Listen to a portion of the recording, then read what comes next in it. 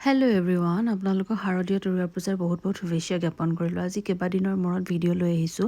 আচলতে ভিডিঅ' মোৰ বহুত দিব আছিলে, কিন্তু মই এটাও নিদিলোঁ, গোটেই ফোনৰ পৰা ডিলিট কৰিলোঁ। যিহেতু আমি গম পাওঁৱেই ন, আমি আমাৰ মাজৰ পৰা জুবিন দাক হেৰুৱাইছোঁ, আমাৰ অসমৰ সম্পদক হেৰুৱাইছোঁ। গতিকে সেনেকুৱা এটা প্ৰতিকূল পৰিৱেশত মোৰ ভিডিঅ'বিলাক দিবলৈ মন নগ'ল। কিন্তু যিহেতু আমাৰ নিজৰ কাম আমি কৰি যাবই লাগিব, নহয়নে বাৰু? গতিকে ভিডিঅ' এটাত সৰুকৈ লৈ আহিলোঁ মই। এয়া আচলতে আমি ফুৰিবলৈ গৈ আছোঁ পূজাৰ বন্ধ বুলি, তাৰে অকণমান ভিডিঅ' মই শ্বুট কৰি আপোনালোকৰ আগত আগবঢ়াইছোঁ।